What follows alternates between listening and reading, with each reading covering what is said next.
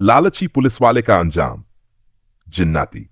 दिल्ली शहर के बाहरी इलाके में एक पुराना वीरान मकान था।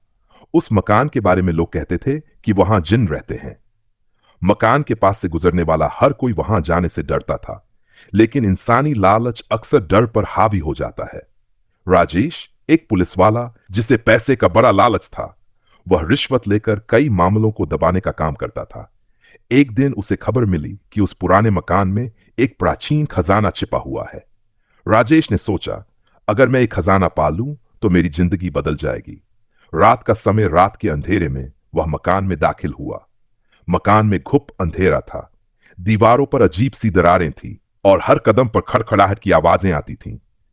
लेकिन राजेश अपनी लालच में सब नजरअंदाज कर रहा था। वह मकान के अंदर एक बड़े से कमरे में पहुंचा, जहां उसे जमीन पर अजीबोगरीब नक्शा मिला। नक्शे के अनुसार खजाना मकान की तहखाने में था। जैसे ही वह तहखाने की सीढ़ियां उतरने लगा, ठंडी हवा का झोंका आया। उसे लगा जैसे किसी ने उसके कंधे पर हाथ रखा हो। उसने पीछे मुड़कर देखा, लेकिन कोई नहीं था। जिन का सामना राजेश जैसे ही तहखाने के दरवाजे पर पहुंचा, वहां एक बड़ा ताला लगा हुआ था। वह ताला तोड़ने लगा, तभी अचानक एक गहरी डरावनी आवाज गूंजी। रुक जा इंसान, यह खजाना तेरे लिए नहीं है। राजेश ने डरते हुए पूछा, कौन है? मुझे डराने की कोशिश मत कर। उस आवाज ने कहा, मैं इस मकान का जिन्न हूं। यह खजाना उस इंसान के लिए है जो लालच से परे हो। तूने अपनी पूरी जिंदगी दूसरों को नुकसान पहुंचाने में बिताई है। अब तेरा अंत यहीं होगा। खौफनाक अंतर आवाज को नजरअंदाज करते हुए ताला तोड़ दिया। जैसे ही उसने खजाने के बक्से को छुआ, पूरा मकान हिलने लगा। बक्से से आग की लपटें निकली और एक भयानक जिन्न प्रकट हुआ। जिन्न ने कहा, अब तू मेरी दुनिया का हिस्सा बनेगा। उसके बाद राजेश की चीखें पूरे मकान में गूंजने लगीं। अगले दिन जब लोग वहां पहुंचे तो उन्हें राजेश का कोई अता पता नहीं मिला। सिर्फ एक पुरानी पुलिस वर्दी और खून के धब्बे पड़े थे। सीख कहते हैं उस मकान से आज भी चीखों की आवाजें आती हैं। लोग मानते हैं कि लालच ने राजेश को उस जिन्न की कैद में हमेशा के लिए भी पहुंचा दिया। लालच का अंजाम हमेशा बुरा होता है। राजेश के गायब होने के बाद उसके परिवार और दोस्तों ने पुलिस में रिपोर्ट दर्ज की, लेकिन उन्हें कोई भी सुराग नहीं मिला। कुछ समय बाद एक और पुलिस वाला, नीरज, जो राजेश का साथी था, उस रहस्यमय मकान के बारे में सुने हुए अफवाहों के बावजूद वहां जाने का फैसला करता है। नीरज भी लालच से मुक्त नहीं था और उसकी ख्वाहिश थी कि वह भी राजेश की तरह संपत्ति पा सके। नीरज ने जब यह सुना कि राजेश ने खजाने का पता लगाया था, तो उसे लगा कि खजाना अब भी वहीं है। उसने पूरी रात योजना बनाई और अगले दिन अंधेरे में अकेले ही उस मकान की ओर बढ़ा। इस बार वह किसी से कुछ भी नहीं बताने गया था, ताकि कोई भी उसे रोक न सके। जाल में फंसा नीरज। नीरज जैसे ही उस पुराने मकान में दाखिल हुआ, उसे वही डरावनी खामोशी मिली जो राजेश के समय में थी। हवा में एक अजीब सी ठंडक थी, जैसे कुछ छिपा हुआ हो। नीरज ने फिर वही रास्ता अपनाया जिस रास्ते से राजेश ने तहखाने की ओर बढ़ने की कोशिश की थी, लेकिन उसे कोई आवाज नहीं आई।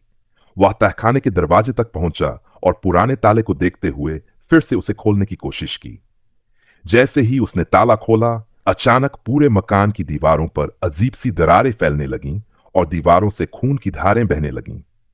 नीरज ने जल्दी से अंदर कदम रखा, लेकिन जैसे ही वह एक कदम और बढ़ा, दरवाजे की पिछली ओर से तेज ध्वनि सुनाई दी। उसने मुड़कर देखा और उसे सामने वही जिन दिखाई दिया जो उसने पहले कभी नहीं देखा था। जिन की आंखों में आग और उसके शरीर से निकलती अजीब सी लपटें देखकर नीरज का दिल कांप उठा। जिन का संदेश, जिन ने गहरी आवाज में कहा, तू वही इंसान है जिसने इस मकान के दरवाजे को फिर से खोला है और अब तुझे वही सजा मिलेगी जो राजेश को मिली थी। नीरज घबराकर बोला, मैंने कुछ नहीं किया, मुझे जाने दो। जिन ने हंसी के साथ जवाब दिया, तेरे दिल में वही लालच भरा हुआ है जो राजेश में था। तू मुझे तंग कर रहा है और अब मैं तुझे भी अपना हिस्सा बनाऊंगा। अंधेरे में खो जाना नीरज की चीखें भी अब उसी मकान में गूंजने लगीं, लेकिन उसकी चीखें धीरे धीरे शांत हो गई। कुछ ही घंटों बाद पुलिस ने मकान को घेर लिया, लेकिन अंदर कुछ नहीं मिला। सिर्फ नीरज की वर्दी और खून के धब्बे पड़े थे। अब वह मकान और भी डरावना हो गया था। लोग कहते हैं कि रात के समय मकान के भीतर चुपचाप घूमा करते हैं राजेश और नीरज के भूत, जो कभी खजाना हासिल नहीं कर पाए। निष्कर्ष, लालच इंसान को अंधेरे रास्तों पर ले जाता है और उसका अंत हमेशा भयंकर होता है। जिनकी दुनिया में कदम रखने वाले लोग कभी नहीं लौटते, क्योंकि उनका मकसद सिर्फ उन्हें शिकार बनाना होता है।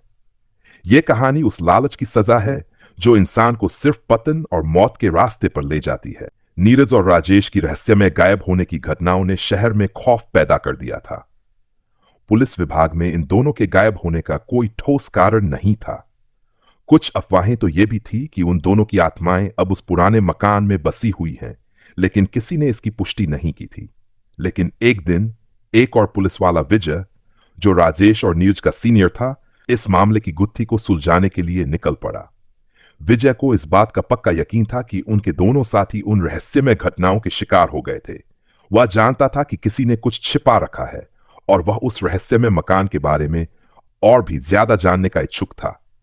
विजय का आना विजय को अब तक के सभी मामले सुलझाने में महारत थी, लेकिन यह मामला कुछ अलग था।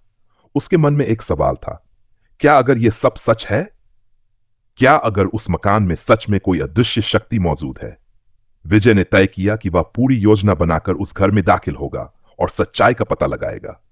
उसने अपने साथ एक कैमरा और कुछ औजार भी लिए ताकि वह हर घटना को रिकॉर्ड कर सके और फिर से सामने ला सके। मकान में घुसना रात के समय विजय अकेले ही उस डरावने मकान की ओर बढ़ा। इस बार वह कुछ ज्यादा सतर्क था। जैसे ही वह मकान में दाखिल हुआ, वह वही अजीब सी खामोशी महसूस कर रहा था, लेकिन वह डर से नहीं डिगा। विजय ने अपने कदम बढ़ाए और पहले जैसा रास्ता चुना जो उसे तहखाने की ओर ले जाता था। जैसे ही विजय तहखाने की सीढ़ियों तक पहुंचा, उसके कैमरे में कुछ अजीब सी हलचल दिखने लगी। कैमरे पर उसने देखा कि दीवारों पर अस्पष्ट से छायाएं चल रही थीं, जैसे कोई उसे देख रहा हो। विजय ने महसूस किया कि अब वह सिर्फ एक इंसान नहीं, बल्कि किसी अनदेखी शक्ति के सामने खड़ा है। जिन का एक और रूप जैसे ही विजय तहखाने की ओर बाजा, दर अपने आप खुल गया। उस समय विजय को सामने वही जिन दिखाई दिया जो उसने पहले कभी नहीं देखा था। वह जिन अब और भी भयानक दिख रहा था। उसकी आंखें जल रही थी और उसका शरीर आग की लपटों से घिरा हुआ था। जिन ने विजय से कहा, तू भी उन जैसे ही है जिन्हें लालच ने मारा। तुझे भी अब अपनी सजा भुगतनी होगी। विजय डरते हुए बोला, मुझे छोड़ दो, मैं तुम्हारे खजाने के बारे में कुछ नहीं जानता। लेकिन जिन्न ने बिना कुछ कहे विजय को अपनी ओर खींच लिया। विजय का भाग्य, तभी विजय ने एक आखिरी कोशिश की। उसने अपने कैमरे को तेजी से ऐन किया और जिन्न की ओर घुमाया। जैसे ही कैमरे की लाइट जिन्न पर पड़ी, वह अजीब से शोर के साथ धुएं में बदल गया और गायब हो गया। विजय ने यह दृश्य कैमरे में रिकॉर्ड कर लिया। विजय की चीखें गूंजने लगी, लेकिन किसी ने उसकी मदद नहीं की। अगले दिन पुलिस ने उसे भी मकान से गायब पाया। केवल कैमरा और खून के धब्बे मिले। कैमरे में वही जिन का डरावना रूप दर्ज था, जो अब भी किसी को पकड़ने के लिए तैयार था। अंतिम चेतावनी, किसी भी पुलिस वाले को अब उस मकान के पास जाने की हिम्मत नहीं हुई। शहर के लोग कहते हैं कि वह मकान अब पूरी तरह से जिन्नों की दुनिया में बदल चुका है और कोई भी वहां पहुंचता है वह कभी वापस नहीं आता। जो भी वहां जाता है, उसकी आत्मा उसी रहस्यमय शक्ति द्वारा बंदी बना ली जाती है। कहानी से सीख, लालच इंसान की सबसे बड़ी कमजोरी है। जो लालच से परे होता है, वही असल में शांति पाता है। अब तक यह खौफनाक कहानी और रहस्यमय मकान केवल एक चेतावनी है। इस दुनिया में हर कदम पर ध्यान और सच्चाई की तलाश करना जरूरी है, क्योंकि कभी कभी लालच सिर्फ हमारी ही नहीं, हमारी आत्मा की भी कीमत ले सकता है। विजय और उसके साथी पुलिस वालों का अंत शहर में एक भूतिया कहानी बनकर रह गया था। हालांकि कुछ लोग इस घटना को अफवाह मानते थे, लेकिन अधिकांश लोग मानते थे कि उस पुराने मकान में कुछ अनहोनी ताकतें बसी हुई हैं। इसके बाद पुलिस ने उस इलाके में सख्ती से तैनाती बढ़ा दी थी, लेकिन अब कोई भी उस मकान के पास जाने की हिम्मत नहीं करता था। लेकिन इस सब के बावजूद एक और पुलिस वाला, सुरेश, जो अब तक शहर में नई पोस्टिंग पर था, उन सभी रहस्यमय घटनाओं से अनजान था। सुरेश को लगा कि यह सिर्फ अंधविश्वास और डर का हिस्सा है। उसने ये ठान लिया कि वह उन अफवाहों को सही साबित करेगा और पुराने मकान में जाकर सच्चाई का पता लगाएगा।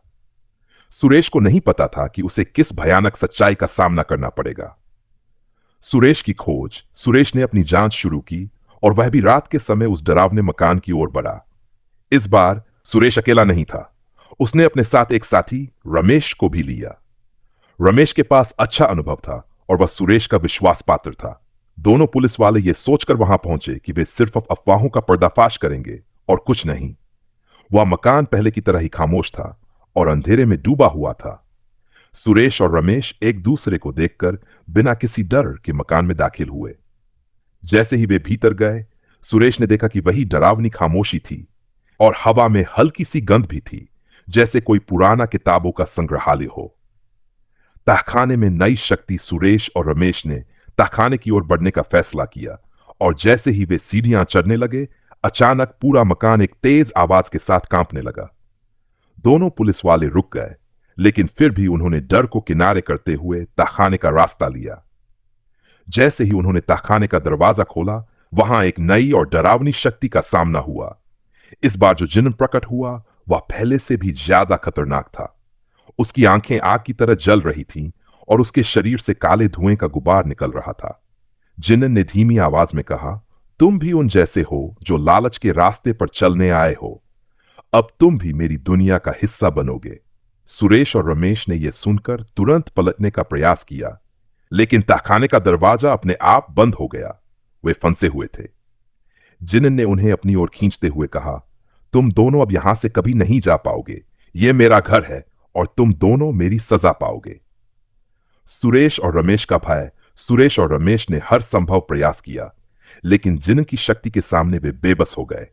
सुरेश ने चीखते हुए कहा, हमने कुछ नहीं किया, हमें जाने दो। लेकिन जिन्न ने जवाब दिया, तुम दोनों को अब यही सीख मिलेगी जो पहले के इंसान को मिली थी। सुरेश और रमेश के बाद कोई और पुलिस वाला उस पुराने मकान में नहीं गया। शहर में यह अफवाह फैल गई कि यह मकान पूरी तरह से जिन्नों और अंधविश्वास का गढ़ बन चुका है। लोग अब उस मकान के पास जाने से डरने लगे थे और इसे शापित जगह के रूप में जाना जाने लगा। अंतिम चेतावनी और सच्चाई कहते हैं, अब भी उस मकान के भीतर कभी कभी सुरेश, रमेश, राजेश और नीरज की आवाजें सुनाई देती हैं। जिन अब भी वहां बसा हुआ है और किसी भी लालची आत्मा को अपने जाल में फंसाने का इंतजार करता है। वह मकान अब सिर्फ एक डरावनी कहानी नहीं, बल्कि एक चेतावनी बन चुका है कि लालच और खुदगर्जी इंसान को कहीं का नहीं छोड़ती। कहानी का संदेश, लालच सबसे बुरी बला है। यह न केवल आपकी जिंदगी को बर्बाद करता है, बल्कि आपकी आत्मा को भी निगल लेता है। जब तक आप इससे दूर नहीं रहते, तब तक आप कभी शांति नहीं पा सकते। आज भी लोग उस मकान के पास से गुजरते समय डरते हैं, क्योंकि उन्हें पता है कि उस जगह पर कुछ अनदेखी शक्ति है जो उन्हें अपनी गिरफ्त में ले सकती है।